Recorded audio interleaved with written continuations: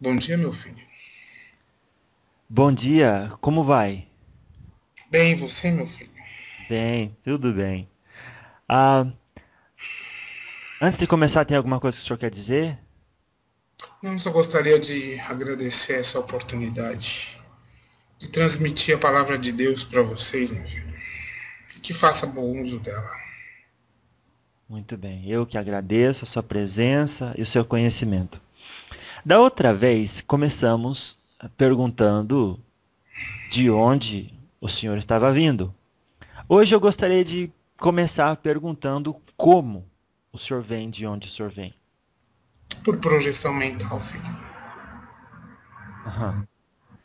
E, Vamos dizer, ah, você tem uma conexão energética com o médium uhum, e você se acopla energeticamente a ele. Você pode dizer que eu estou aqui ou que eu estou lá. Eu estou lá, estou aqui, estou em outros lugares. Talvez seja difícil para vocês entenderem isso. a dificuldade.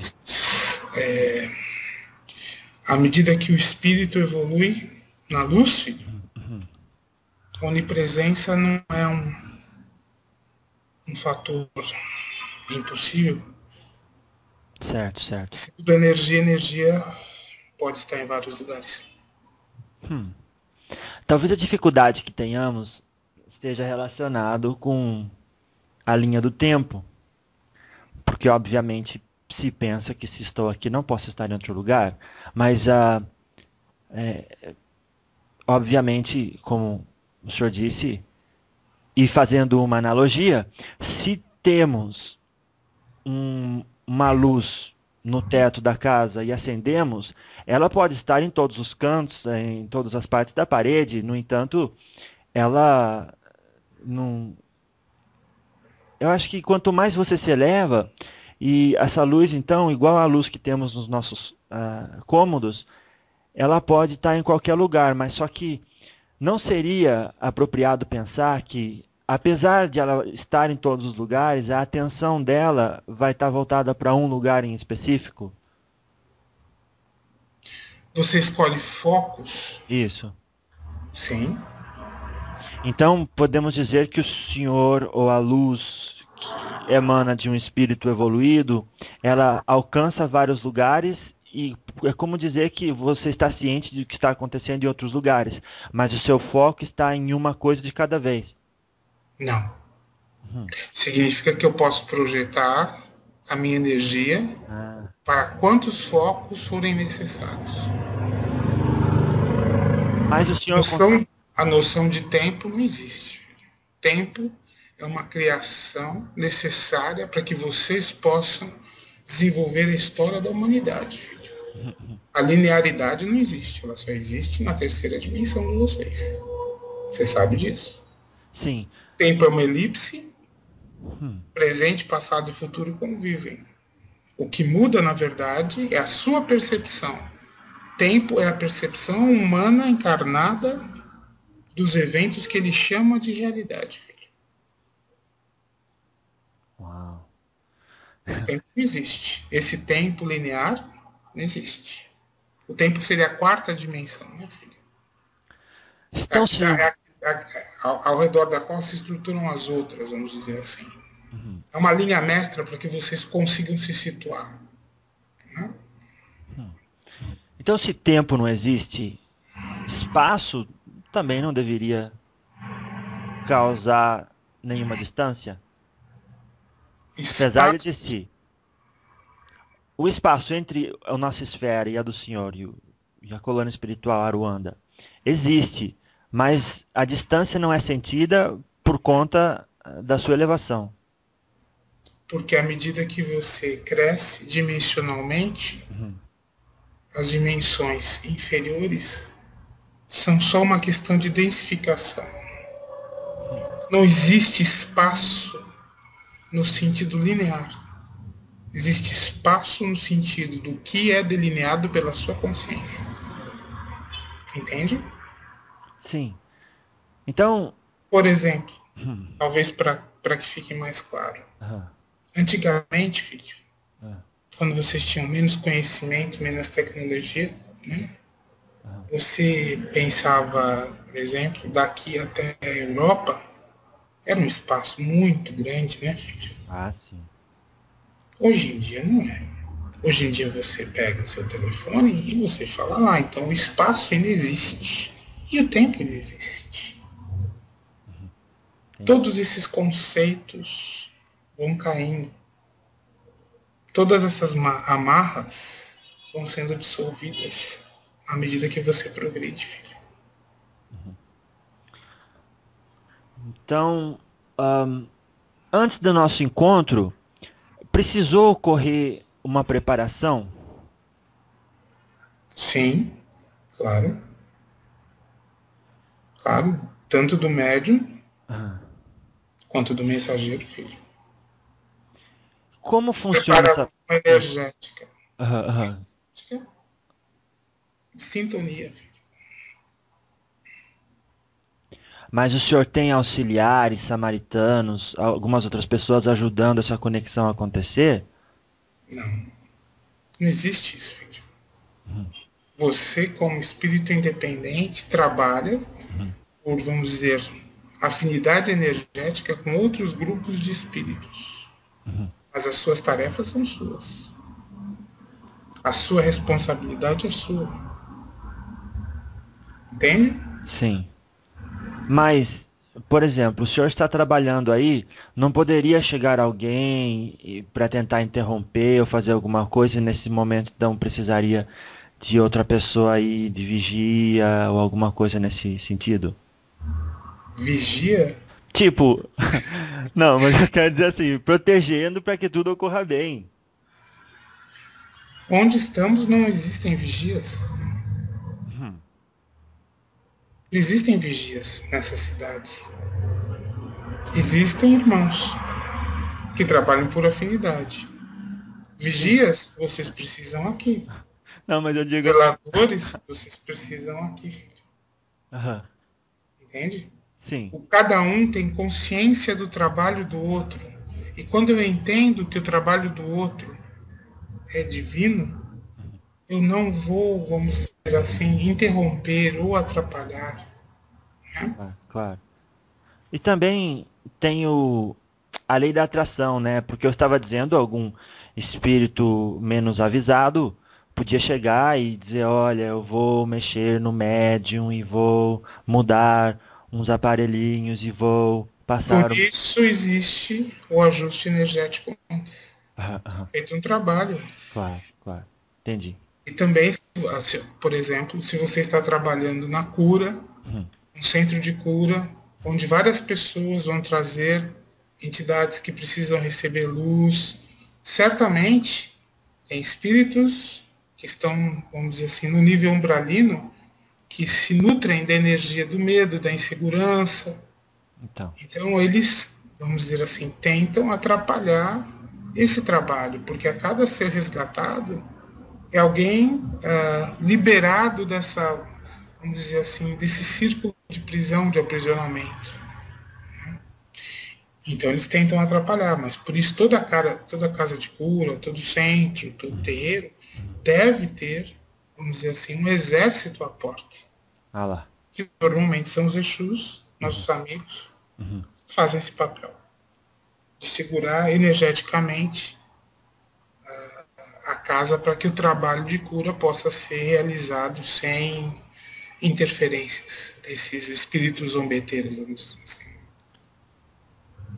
Os Exus, senhor Pena Branca, são espíritos disciplinados e fortes que gostam da organização e da calma e não deixa a bagunça acontecer.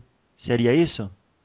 O papel dos Exus é por estarem mais densificados Aham, espiritualmente aham. e por terem tido necessariamente experiências muito próximas às de vocês, é de entender o espírito humano e de se ver como um exército de trabalhadores que lhes protegem, são seus verdadeiros guardiões, seus Ah, anjos da guarda, e ah, também são seus cobradores kármicos, aqueles que puxam as orelhas de vocês quando vocês se desviam do caminho que escolheram para aprender nessa terra. A demonização do Exu é um efeito, vamos dizer, nocivo das igrejas cristãs que precisavam criar um inimigo para conter o crescimento dessas chamadas religiões afro-brasileiras. Exu é um princípio de vida, ele é um ser tão respeitável quanto qualquer outro. Há Exus de muito mais luz do que qualquer um de nós, meu filho. Nossa. E não.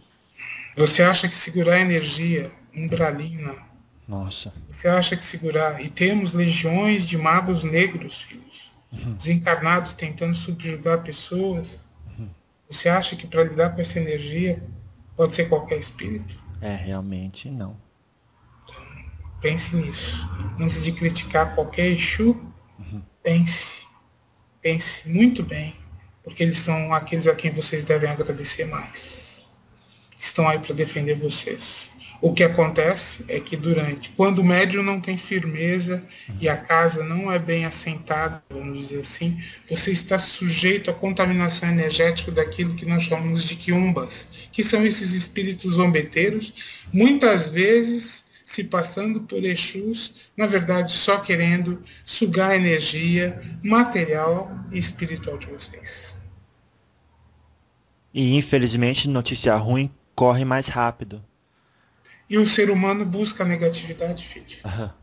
Por isso da Então, ideia de acharem. um terreiro e pedir para fazer uma amarração, e pedir para destruir a vida de uma pessoa, e pedir para acabar com alguém, em vez de pedir cura, em vez de pedir emprego, em vez de pedir saúde, em vez de... Na verdade, a lei da atração existe. Se você vai procurar a desgraça te procura. Porque aqueles que não foram evoluídos enquanto encarnados também não serão depois da transição. Não necessariamente, porque também há evolução no umbral, filho. Sim. Olha, eu me lembro quando o senhor disse salve, seguido de caboclo pena branca, quando da nosso primeiro encontro. Este proceder tem alguma função ritual e um propósito espiritual vibratório ou é apenas uma saudação? É apenas uma saudação. É apenas uma saudação. Significa salve, salve seus dias, salve sua alma, salve sua entidade, salve-se a si mesmo, gente. Então, salvar nos passa a ideia de que se é preciso salvar é porque ou estamos em perigo ou não estamos ainda salvos. Se você olhar do ponto de vista cristão, significa procure a salvação. Entendi. Se você procurar do ponto de vista ritualístico, significa uma saudação. Dizer, eu te reconheço como você me reconhece. Salve. Certo. E as pessoas fazem um cavalo de batalha disso. Como se não existissem coisas mais importantes. Claro. Agora, o nome pena branca me parece representar uma função que designa um tipo de atividade. Por exemplo, ao invés de uma pessoa se apresentar como Carol Joseph, diria apenas Papa João Paulo II. Isso procede, no caso do senhor, seria mais o nome pena branca seria mais uma forma de definir uma função de que necessariamente dizer o seu nome, quem o senhor é, já que outros também se apresentam assim? O que importa se eu fui João, Pedro, Maria, Antônio? Isso não tem importância nenhuma. Quando dentro da Umbanda, se você trabalhar na linha de caboclos, significa que você escolheu uma linha energética para trabalhar, que normalmente é uma linha associada à cura e também à coragem para debelar as dificuldades da vida. Então essa é a linha energética em que nós trabalhamos. Pena branca, porque minha linha energética é a linha de Oxalá. Oxalá. É um dos 7 orixás da Umbanda. Assim como você vai ter o pena verde, que trabalha na linha de Oxóssi, pena azul, que vai trabalhar na linha de Oxum, e assim por diante. O que é orixá? Desculpa aí a ignorância. Orixá, do ponto de vista da Umbanda, são as energias primordiais que trazem vida até vocês. Ah, São os intermediários que vêm lá do, vamos dizer assim, da fonte de tudo que é, aham. para trazer vida para vocês. É o que dá a assinatura energética de vocês, filho. Nossa. Normalmente você vai sempre ter um orixá masculino e um feminino. Então, justamente essa linhagem genética, porque isso está escrito na sua genética, Uhum. vai se manifestar através de hábitos, dos arquétipos que você traz referentes a esses orixás. Recomendo que você estude os orixás de Umbanda, filho, para entender melhor. Claro, claro. Uhum. Tá, obrigado. Então, resumindo, pena branca é a descrição de uma linha de atividade, uma função exercida por aqueles que estão dispostos a trabalhar dessa maneira. Exato. É um papel. É um papel. Aham. Papel. Então, essa ideia de dizer que o pena Mas branca. entenda que Aham. para, vamos dizer assim, a população mais carente ou menos culta, menos desenvolvida intelectualmente, Uhum. é importante que eles tenham o arquétipo de um índio forte, um pai bondoso, Uhum. né, que vai poder lhes dar segurança, que vai poder lhes abraçar, lhes acolher. Né? Então, os arquétipos não são escolhidos à toa. Né? Eles têm uma representação simbólica. Tudo na vida é símbolo, filho. Você atribui símbolos a tudo, você atribui significados a tudo. Então, tudo que foi pensado não foi pensado de forma aleatória. Claro. Tudo existe uma razão. Né? E tudo isso está evoluindo. Né? Então, o senhor não é necessariamente um índio mexicano. Não, nem índio nem mexicano. Não, agora sim, porque o senhor está no mundo espiritual, mas eu digo a sua última encarnação no planeta Terra, se é que o senhor se encarnou aqui. Já encarnei nesse planeta mais de 150 vezes, filho. Aham. E na maioria delas o senhor foi índio, ou na última foi índio, como é que... Não importa, filho. Aham, aham. Então quer dizer... Não é relevante. Sim. Irrelevante, o que é relevante Aham. é o grau de aprendizado que esse processo encarnacional trouxe para você. Ah, entendi. Você sabe quantas encarnações você teve? Não faço ideia. Provavelmente mais de 50, talvez mais de 100. Aham. Em média, a humanidade encarnada tem mais de 50 encarnações, filho. Porque a Nossa. história de vocês começa muito, muito tempo atrás. Uhum. Tem pessoas encarnando aqui há 400 mil anos. E Nossa. ainda não saiu dessa, que a gente chama de roda de Sansara. Então, estamos no momento de resgatar os filhos que querem voltar para casa, né, filho?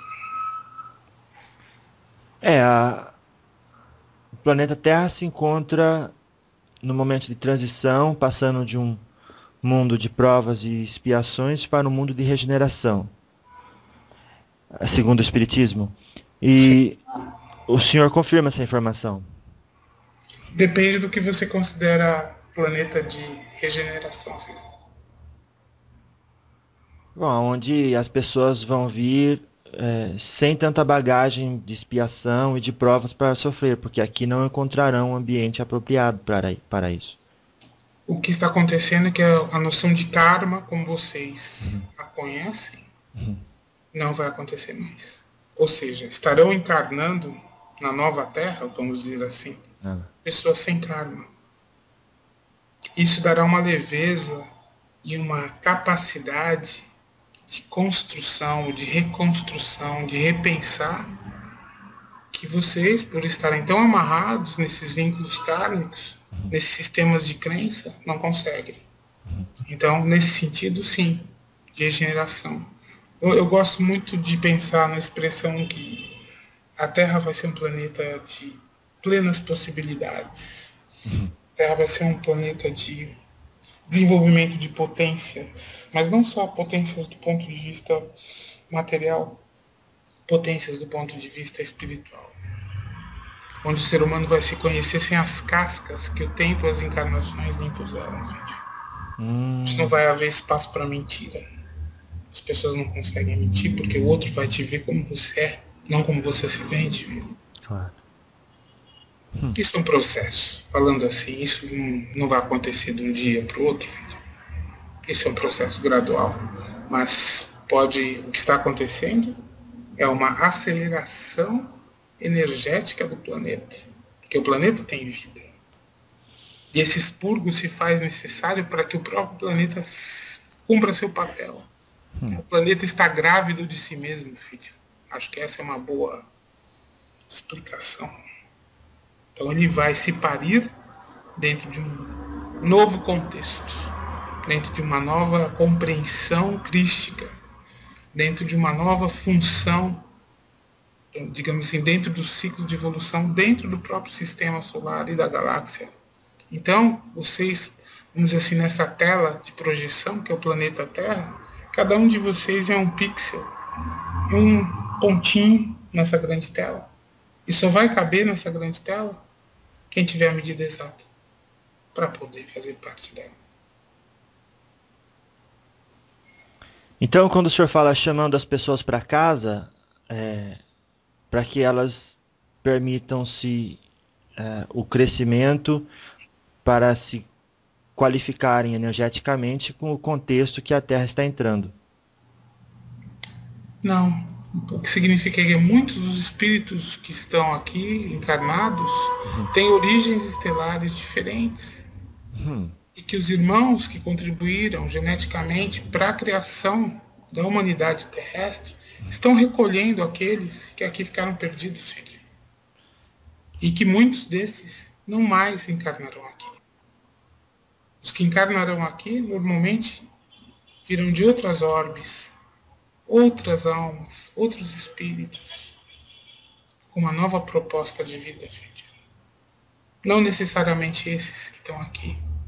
E aqueles que não tiverem atingido o menor nível de desenvolvimento para essa nova Terra, também serão levados.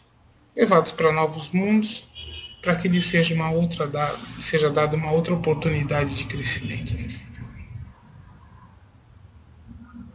E como dizia Giordano Bruno, até o diabo vai se salvar se for assim, porque a eternidade não tem fim. O diabo não existe. Tipo, claro. O diabo existe em cada um de vocês. Cada um pinta o diabo como melhor lhe aprouver, não é? O diabo é uma invenção cristã, filho. O diabo, do ponto de vista do mal, existe como existe o bem.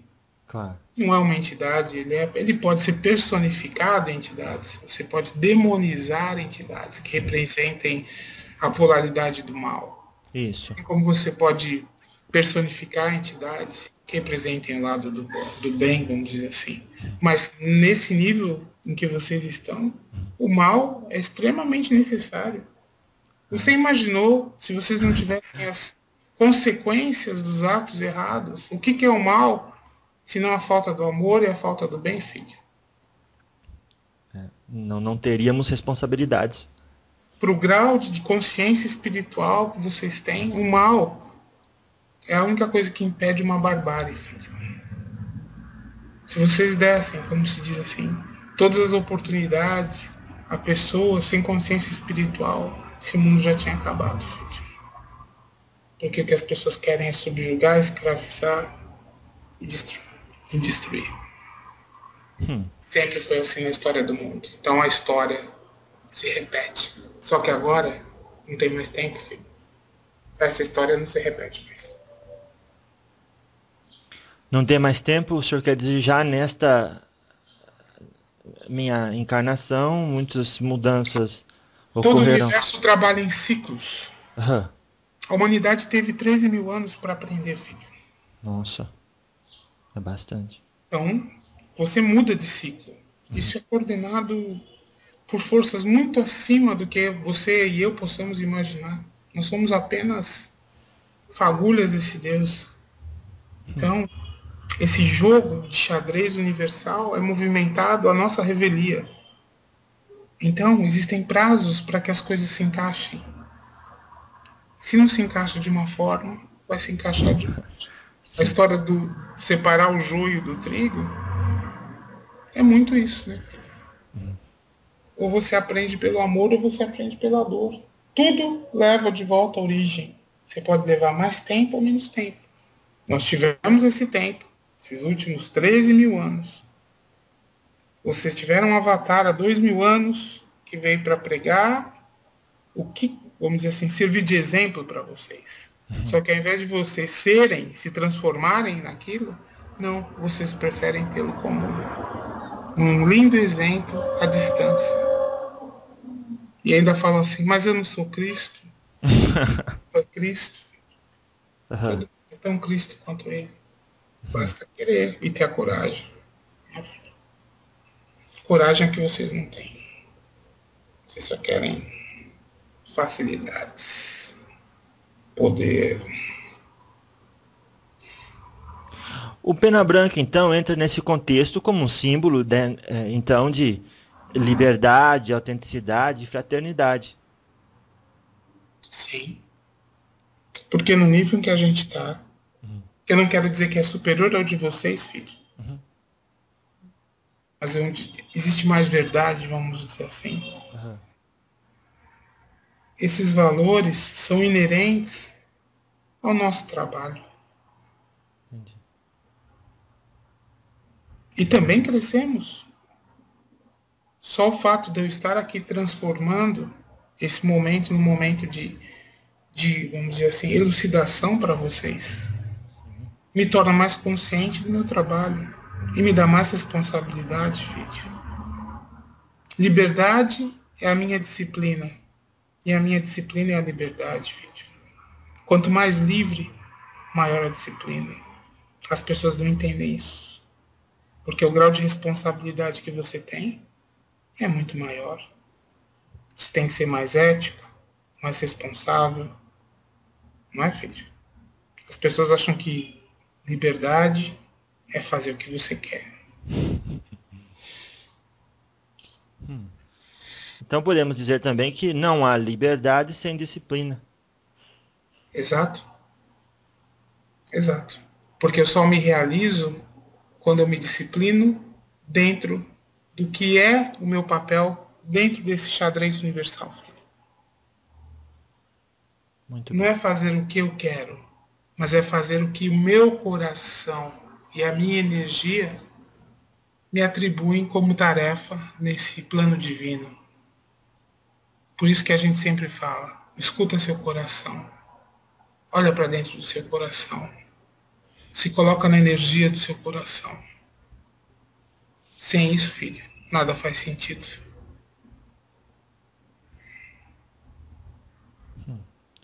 E nós falamos da ideia de 7 linhas também no nosso último encontro. Sim.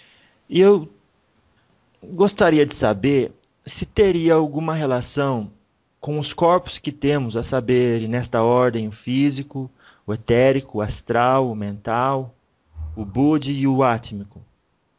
As 7 linhas estão ligadas à fisicalidade. Você pode conectar os orixás aos chakras humanos. Cada um atuando sobre um chakra diferente. Entende? Então, essas energias vitais, que são os orixás, atuam sobre o plano físico mesmo.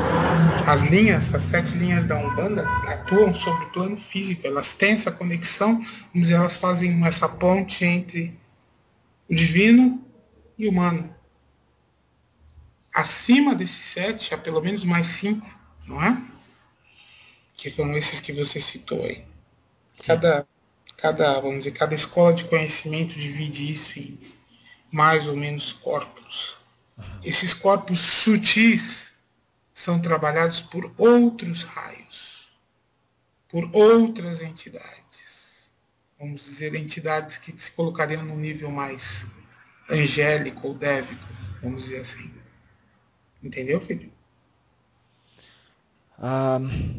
Acho que já ajudou bastante, mas eu não sei se eu entendi ainda. Olha, as 7 linhas tem a ver com Sete linhas tem a ver com níveis de frequência energética. Ah, não são 7 consciências. Não. Tá, não tem nada a ver com... Tá, então são 7... Cada linha energética representa o aporte de uma energia específica que vai trabalhar o físico dentro de um chakra humano.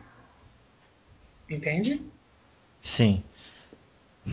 Isso, então, num processo, vamos pensar assim, num processo de cura, cada vez que eu trabalho para curar ou para ajudar alguém, o que eu estou fazendo é manipular energeticamente as linhas energéticas, essas 7 linhas energéticas, para oferecer àquele filho a cura que ele precisa. Você sabe que todo processo, vamos dizer assim, patológico, começa sempre a nível etérico.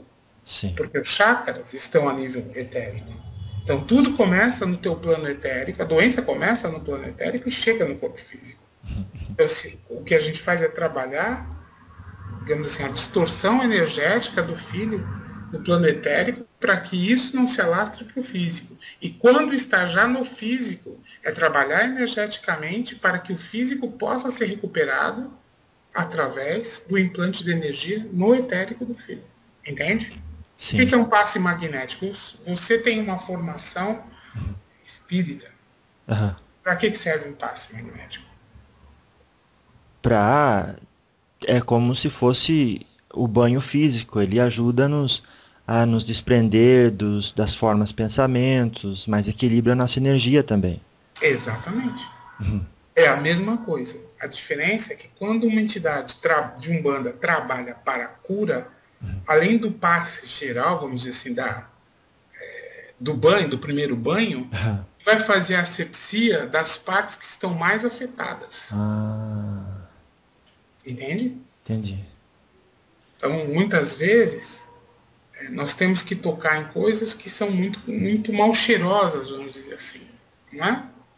Porque o que mais dói é você perceber que muitas das doenças físicas, psicossomáticas, são infligidas a partir do nível vibratório da própria pessoa. Às vezes, chega uma pessoa para se consultar, dizendo assim, pai, eu acho que fulano, ciclano me mandou uma macumba, ou fizeram magia para mim. E não tem nada de macumba ou de magia do outro. A macumba é ela mesma que se fez. Porque ela está vibrando num nível tão baixo que atrai para o seu corpo etérico, que você chama de miasmas, vibriões, ou seja, todo tipo de sujeira que acaba deixando a pessoa doente, filho. E você precisa mudar o nível vibratório da pessoa. Então, isso dói, porque você vai, faz a limpeza, tira. E depois, no próximo atendimento, filho, a pessoa volta se queixando da mesma coisa. Você entendeu? Sim. É como se eu tomasse banho e voltasse a rolar na lama. Exatamente. Porque não houve uma mudança de consciência. Sem mudança de consciência, filho, não adianta nada. Entendeu? E aí entra o trabalho dos nossos amigos Exus. Sabe por quê? Por quê? Porque eu, quando for conversar com uma pessoa dessas, filho, vou dizer assim, filha, muda seu pensamento. Você está atraindo coisas que não são boas para você. Um Exu vai chegar e dizer essas coisas numa linguagem muito mais dura e direta. E tem certas pessoas, filho, que não adianta você falar assim. A pessoa precisa tomar uma bronca séria. Usando inclusive palavras de baixo calão, porque é o nível de compreensão que ela tem para entender a gravidade da situação. Certo. Então, salve a linha de todos os Exus de lei, os Exus tronados, são os grandes reis, os grandes salvadores dessa humanidade encarnada, filho. Nosso trabalho é muito limpo, o trabalho deles é muito sujo. Sujo no sentido de ter que meter a mão na merda, como vocês dizem. São eles os grandes trabalhadores desse plano. Também o senhor se referiu a Umbanda maior. Existiria Umbanda menor ou média, intermediária? Quando eu me refiro a Umbanda maior, eu quero dizer todas as entidades que trabalham na linha energética da Umbanda. Não existe Umbanda menor. O que torna a Umbanda maior ou menor é a mediocridade dos médiuns que trabalham na linha da Umbanda. Ah. E é o mesmo em todos os lugares, né? Tanto no Sim. Em Espiritismo, na qualquer religião. Igreja Católica. Isso. Porque não se procede que um vinho seja falso, que não há vinho bom e verdadeiro. Tem uma entidade que diz assim: médium picareta, entidade picareta, filho. E é a pura verdade. Porque se a lei da atração existe, ela funciona para tudo. Então, o bom médium é aquele que tem a humildade de entender que está ainda aprendendo. Não aquele que, vamos dizer assim, se utiliza das suas entidades para aparecer, para subjugar. Né? Não estamos numa época de culto ao ego, filho. Estamos numa época de dissolver o ego. O ego é importante para te dar, vamos dizer assim, uma noção de realidade tridimensional, né? Questões práticas do dia a dia. Mas do ponto de vista de consciência espiritual, o ego é uma desgraça, filho. O ser humano é capaz de matar para aparecer, filho. Pequenas disputas, em casas que se dizem muito espiritualizadas, existe uma disputa de egos terrível para ver quem aparece mais, quem tem a entidade mais bonita, quem tem a entidade mais sábia. Não, Será que isso cabe, filho? não Dentro de um cabe. grupo de pessoas que se dizem espirituais, curadores. Então é importante que você passe muito essa mensagem, filho, que muita gente te escuta. Que na hora do trabalho espiritual, que deixem o ego em casa. Deixe que as entidades trabalhem, porque pra gente isso não existe, filho. Se eu quisesse ter ego, eu ia me chamar assim, o rei, imperador, pena branca. Uhum. Poder para mim é o poder de ajudar vocês. É, o senhor falou. Só que também, quando existe um médium picareta, também existe um público ouvinte picareta. Às vezes sim, às vezes não, filho. Tem muita gente desavisada que às vezes vai na boa fé. Quantas pessoas são abordadas Ah, por sua boa fé? E não estou dizendo dentro apenas do espiritismo, da Umbanda. Pega essas religiões cristãs ou neocristãs, filho. As pessoas estão descaradamente sendo exploradas. Uma visão maniqueísta do bem e do mal, de demonizar tudo que não é interessante a eles, desde que se esteja pagando, filho. E as pessoas, e você entende como é possível, nessa fase do mundo, onde você tem tanto acesso à informação, ter tanta gente procurando a burrice, filho. Ter tanta gente não querendo enxergar, tem tanta gente procurando o lado escuro das coisas. Essa é a humanidade encarnada, filho. Esses são vocês. Mas nada disso vai ficar assim, filho.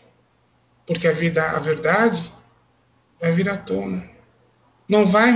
Vocês não precisam mais de intermediários com os deuses, não vão precisar mais. Porque vocês são deuses encarnados. Quando vocês chegarem nessa consciência, eu não vou precisar mais estar aqui. Lembre-se sempre disso. Vocês são deuses encarnados, filho. também o senhor falou de uma matriz de controle que há pessoas que, inclusive, pediram uma maior informação nesse sentido porque lhes interessou. E aí o senhor falou é um holograma criado artificialmente para que vocês, dentro desse plano, possam atrair ou não determinados tipos de experiências. Uhum. Você tem dois níveis de matriz de controle. A primeira matriz de controle é essa que eu mencionei.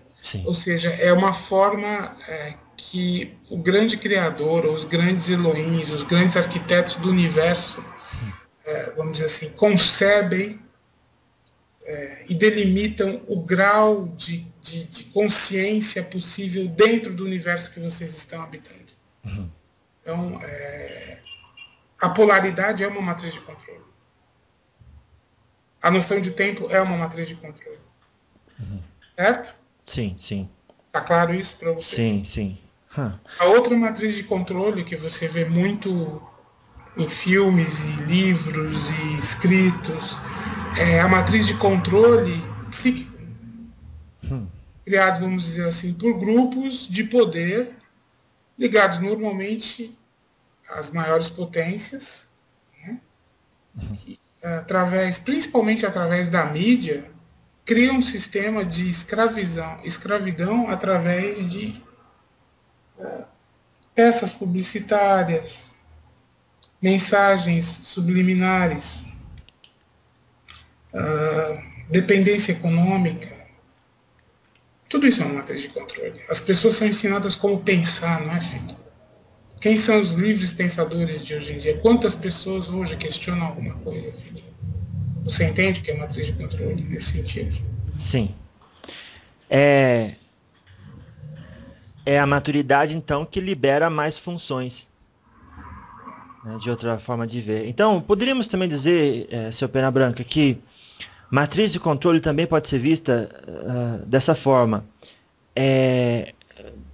considerando aquelas entidades elevadas que a criaram, que elas existem com o propósito de funcionar como uma trava de segurança, como a rodinha da bicicleta, como o berço do nenê, que ajuda só a não tomar um tombo desnecessário no processo de aprendizado. Do ponto de vista criacional, Isso. seria, vamos dizer assim, o berço onde o bebê está inserido. Até que esse bebê cresça o suficiente para poder explorar outras coisas. Vamos dizer assim, Isso. uma grade de proteção. Entendi. Do ponto de vista criacional. Do ponto de vista do poder econômico e político, é um sistema de escravidão. Porque faz a gente colher aquilo que plantou. Não, porque vocês são escravos de um sistema sem ter consciência. De um sistema que Político criamos. econômico. Não, vocês criaram, vocês nasceram para acreditar em certas coisas. Vocês são escravos de sistemas, vamos dizer assim, de crença. Para ser feliz, eu preciso ter isso, isso e isso. Sim. Para ser bem-sucedido, eu preciso disso, disso. Eu tenho que comer isso, eu tenho que morar aqui, eu tenho que ter uma família assim, eu tenho que me relacionar dessa forma. Tudo isso é matriz de controle. Então, o que está sendo feito, vamos dizer assim, é que esses sistemas de crença, eles estão sendo minados por dentro. Porque as pessoas cada vez mais se esforçam para atingir essas metas que são impossíveis para a maior parte de vocês, porque elas são pensadas para uma elite econômica, intelectual do planeta, vamos dizer assim, e as pessoas fazem tudo aquilo e ainda estão infelizes. Então isso vai levar a um questionamento. Se eu não posso e não consigo viver dentro desses padrões, que são os únicos padrões onde a felicidade é possível, porque é isso que ensinam para vocês, para sustentar uma cadeia de consumo, então deve ter alguma coisa errada. Então se vê um grau de nunca... É estranho, porque supostamente vocês têm acesso a tudo, não é verdade? Tudo é comprável, não é, filho? Só que ao mesmo tempo nunca se viu tamanha depressão e descontentamento. Então tem um desacerto aí. Será que essa é a verdadeira natureza de vocês? Será que vocês são esses da aparência? Quem são vocês, filho? Será que vocês precisam disso tudo? Então, quando vocês começarem a não dar valor a essas coisas que lhes dizem para dar valor, o sistema vai começar a ruir, filho. E o verdadeiro eu de vocês vai começar a vir à tona. Sem controle. Livre. Solidário. Humano, no melhor sentido.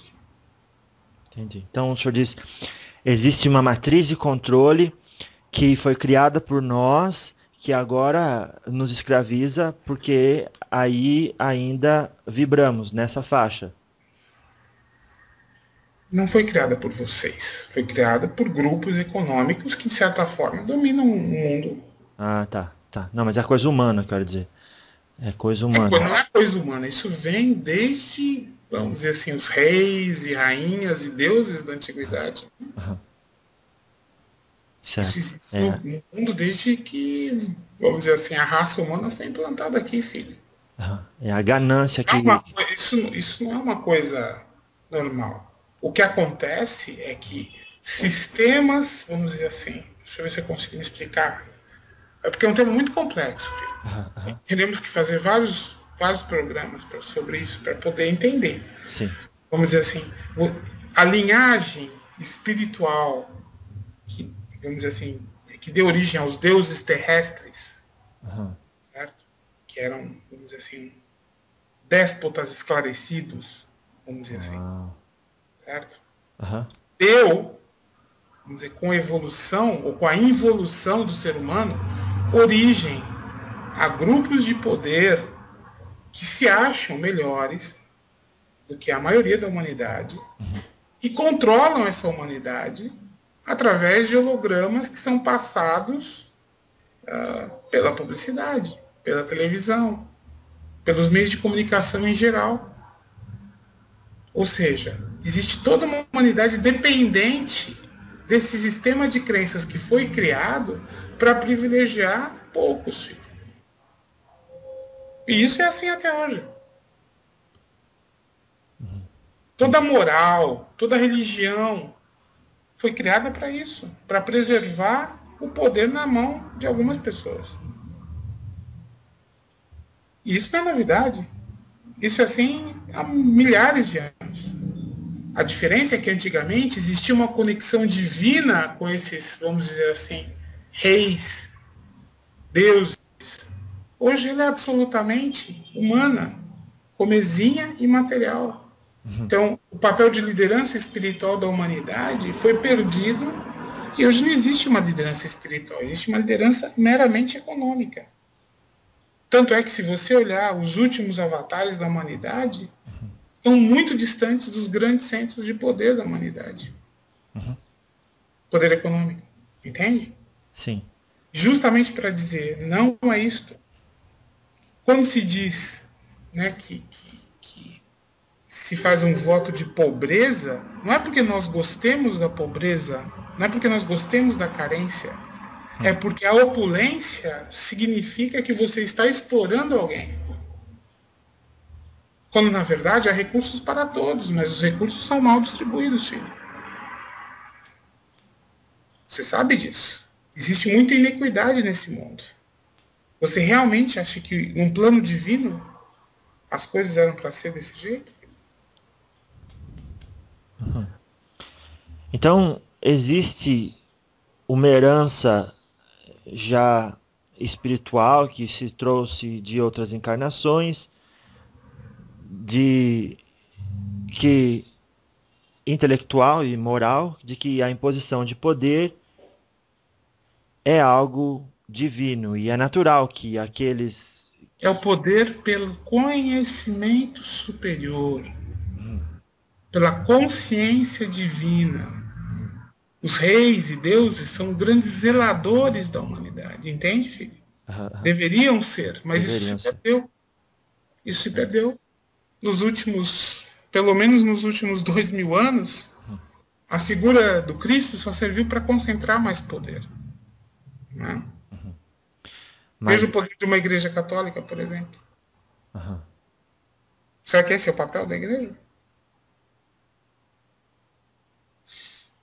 Mas, seu Pena Branca, todas as religiões, na verdade, foram criadas e com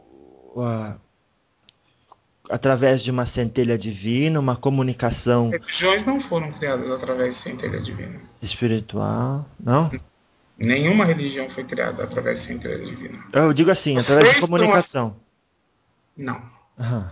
Vocês criaram as religiões por uma necessidade de se reconectar ao seu eu superior, aos seus deuses. Mas a religião, da forma como ela é vista hoje, é um sistema de manipulação de poder, filho. E isso vai acabar. Todas. Todas. Todas, porque não precisamos de intermediários, filho. Tá. Somos deuses encarnados. De certa forma, então, Allan Kardec estava correto quando perguntaram a ele se o Espiritismo seria a religião do futuro. Ele disse não, será o futuro das religiões. Ou seja, a comunicação com os seres mais evoluídos, preferencialmente. Ele tinha uma visão distorcida, porque ele tinha uma visão inserida num contexto histórico no momento. Claro. Ele tinha uma visão daquele momento. Então, ele é um sistema de conhecimento. Assim como a Umbanda é um sistema de conhecimento. Uhum. Toda religião é um sistema de conhecimento, de autoconhecimento, e não um sistema de poder. Mas é o que a maior parte, pelo menos as religiões institucionais, todas viraram grandes sistemas de poder. Sim. Então as instituições virão a ruína, enquanto a parte verdadeira da religião de se conectar e tudo florescerá? Exatamente. Exatamente. À medida que você se conhece, você vai se religando. O que é um processo de ascensão? É a conexão com o seu superior. Isso. Você precisa de alguma igreja para fazer isso? Não. Instrução, sim. Instrução não precisa vir da igreja. É, realmente. Tem mais alguma pergunta, filho? Sim, uma última, talvez. O senhor disse que ninguém encarna aqui sem contratos anteriores? Sim. Então o senhor poderia falar um pouco sobre a natureza desses contratos? Todas as pessoas que estão aqui fizeram contratos emocionais em vidas passadas. Porque gostavam, porque mataram, porque todos esses contratos que se deram precisam ser resolvidos. E aí se gastam quantas encarnações forem necessárias até que isso se gaste, se resolva, se acabe. Então, a forma de você sair da roda kármica é você ter consciência de que a emocionalidade que aquilo representa é o que te prende. Então, ao tomar consciência de que tudo isso é um jogo de papéis, você não precisa encarnar mais. As pessoas ficam muito, talvez assim, possessivas, elas querem se apossar, se apoderar do outro, do amante, do filho, da esposa, da situação material. Elas não se desapegam. Então, o melhor caminho é desapego. O que é perdão se não desapego? Quando aquilo não tiver mais ressonância emocional com você, você não vai precisar mais encarnar. Você pode voltar a encarnar se quiser, por missão, para ajudar, Mas eu posso lhe dizer que estando aqui é muito melhor, porque você pode ajudar muito mais gente, filho. Entenda, uma mãe que quer reencarnar para ajudar o filho que está numa situação difícil. É compreensível do ponto de vista da natureza humana. Mas do ponto de vista espiritual, é uma escolha egoísta. Porque ao não encarnar e trabalhar como um guia espiritual, ela poderia ajudar não o filho, mas ela poderia ajudar muito mais gente. Entende? Sim. Então, muitas vezes as escolhas que vocês fazem são por egoísmo, por falta de consciência espiritual. As pessoas acham que amor é posse, amor é desapego, amor é harmonia, amor é equilíbrio. Entende, filho? A ideia de contrato em si, seu Pena Branca,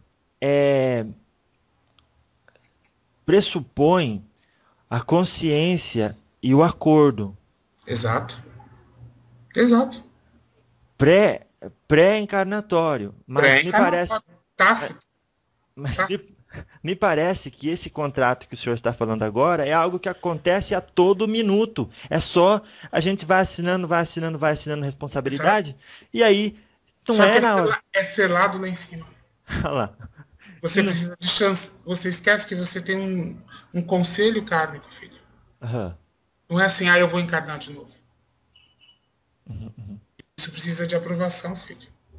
Então você vem para cá com a quiescência desse conselho kármico para resolver isso e se desapegar. O que acontece é que muitas pessoas não se desapegam. Entende? Teve uma oportunidade e não usou. Exato. Ou usou Continua. mal. Ou usou mal. Vai atraindo para si as mesmas situações sempre. Sim. Sempre, sempre, sempre, sempre. Em circunstâncias diferentes, mas as mesmas situações. Então, assim, o que você falou é verdade. Sim, os contratos humanos são firmados aqui. O que eu acabei de dizer? Preste atenção. O que é amor? Amor é caridade. Não. Amor é desapego. Ah, Amor é harmonia. uhum. Não é sugar a energia do outro. Nem ter a sua energia sugada pelo outro. Mas vocês acham que amor é isso? Sufoco. Pelo É errado próximo. isso. Esse ideal de amor romântico, isso é a coisa mais distante de amor que pode existir, filho. A noção de família é a noção mais distante que pode existir, filho. Como a praticamos, né? Exato. Então, esse contrato seria algo que eu faço a cada segundo e aí eu tenho Cada que cumprir. Exato. Você vai acumulando, vamos dizer assim, uma caderneta, débitos e créditos. Quando você chega lá em cima com a sua cadernetinha, você entrega ela e fala, e agora? O que eu faço? Ó, você pode fazer isso, isso, isso. O que você quer fazer? Entendeu? Isso, quando, vamos dizer assim, seus contratos envolvem coisas mais leves. Mas, filho, você imagina o tipo de contrato de uma pessoa que foi lá e assassinou um monte de gente. Ou uma pessoa, vamos pensar em termos de poder, um presidente que por corrupção prejudicou milhares e milhões, talvez milhões de pessoas. Filho. Você entende o que eu estou te falando? Sim, sim. Então, assim, os contratos podem ser pequenos ou podem ser grandes. Aham. Depende de você, tudo depende de uma só palavra, filho. Consciência, ética, retidão moral. Isso pode parecer conversa de velho, filho. Mas é a única verdade. Que velho. Né? Talvez a questão mais importante do Aham. conhecimento cristão seja não faça para os outros o que você não quer que façam para ti. Aham. Se todo mundo respeitasse isso, filho, esse planeta já tinha virado outra coisa há muito tempo, como era de se prever. O que o senhor introduziu, então, na ideia de contrato é o seguinte: além da gente estar criando as responsabilidades com as quais teremos que cumprir numa outra vida, que a cada segundo, também, dependendo do nosso nível espiritual, depois que desencarnarmos e antes da próxima encarnação, encontramos esse conselho espiritual de Conselho kármico. kármico. E lá, então, dependendo das nossas ações, ainda temos a possibilidade de dizer é esse tema que eu quero animar, esse ou esse durante essa Exato. encarnação. Esse é seu livre-arbítrio, filho. Aham. Mas limitado para nossos merecimentos. Ele não é por merecimento, é pela sua, vamos dizer assim, pelo cabedal de Isso. experiências encarnacionais. Porque ele não se leva em consideração apenas uma. Quantas encarnações você teve? Ah, entendi. Não é tão simples assim, filho. E quando você está lá em cima, não existe mentira, né, filho? Sem dúvida. Filho, eu preciso ir. Tá bom, eu agradeço muito a sua presença e que Deus abençoe as interações que o senhor terá com todos e comigo, dessa ou de outra maneira daqui para frente. E realmente muito obrigado pelo seu conhecimento. Eu que agradeço a oportunidade. Fiquem sempre, sempre na paz, na tranquilidade, consciência em tudo que forem fazer, filho. Essa é a forma mais tranquila de vocês ascenderem, né, para a luz divina. Buscarem sempre harmonia e equilíbrio.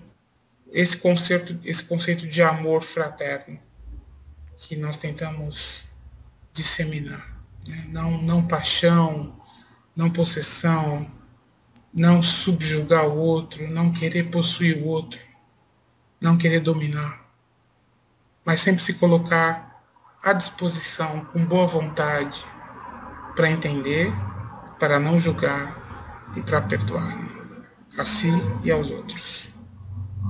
Fiquem todos na paz de Deus. Amém.